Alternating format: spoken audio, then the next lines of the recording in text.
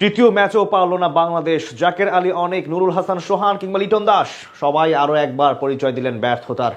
একমাত্র লড়াই করেছেন তানজিদ তামিম। বিপরীতে স্বাগতিক ফিল্ডারদের একের পর এক ক্যাচ মিস আর ভুলভাল বোলিংকে পুঁজি করে হোয়াইট ওয়াশের লজ্জা দিল ওয়েস্ট ইন্ডিজ। তানজিদ তামিমের এই হতাশামাখা ছবিটা সাইফ হাসান আউট হওয়ার পর। তামিম সাইফের জুটি জমে গিয়েছিল বেশ। একসাথে 63 রান তোলার পর ফেরেন সাইফ। তামিম বোঝেন ক্ষতি হয়ে গেছে, কিন্তু সেটা ভুলে নিজে চালিয়ে গেছেন ব্যাট। তৃতীয় টি-20তে বাংলাদেশের করা 151 রানের 89 এসেছে তামিমের ব্যাট থেকে। বলতে পারেন তামিম একাই টেনেছেন দলকে, আর এই ঘটনা শুধু একদিনের নয়, হচ্ছে নিয়মিতই। শুক্রবারের ঘটনা দিয়েই শুরু করা যাক তামিমের দুর্দান্ত ফর্মের গল্প।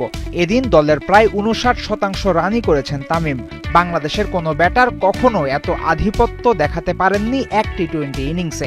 নিজের 42তম ইনিংসে এসে তামিম আন্তর্জাতিক টি-20তে 1000 রান পূর্ণ করলেন বাংলাদেশিদের মধ্যে দ্রুততম সময়ে।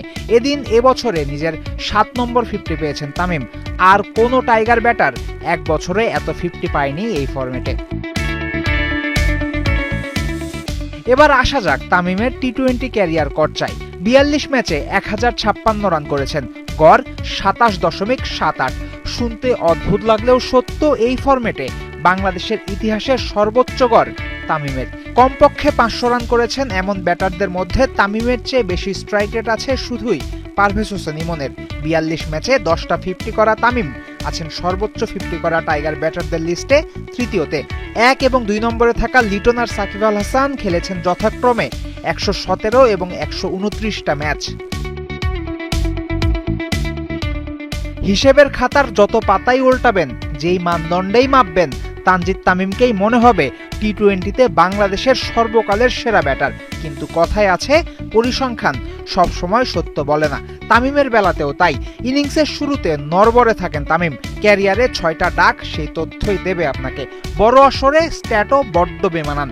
এশিয়া কাপে গড় 13 আর বিশ্বকাপে সেটা নেমে 11। চলতি সিরিজের দ্বিতীয় ম্যাচেই খেলা গভীরে নিয়ে গিয়েও শেষ করতে পারেননি। এছাড়াও 10-50 করলেও এখনো সেঞ্চুরি করতে পারেননি। কোনো সমালোচনা হতে পারে সেটা নিয়েও।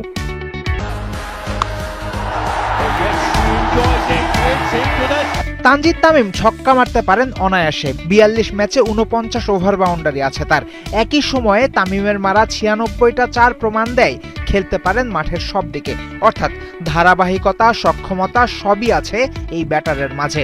মানসিকতায় উন্নতি করতে পারলে বাংলাদেশের প্রথম ব্যাটার হিসেবে টি-20তে নামডাক অর্জন করতে পারেন বাইরের দুনিয়ায়। সেক্ষেত্রে কিছু দায়িত্ব বিসিবিরও থাকবে। ওয়ানডেতে মাত্র 20 গড়ে ব্যাটিং করা তামিমকে জোর করে না খেলিয়ে বিশ্রাম দিতে পারে ম্যানেজমেন্ট। বরং তাকে ফ্রি লাইসেন্স দিতে হবে টি-20তে, যেন তামিম নিজেকে নিয়ে ভাবতে পারেন আরো উন্নতি করতে।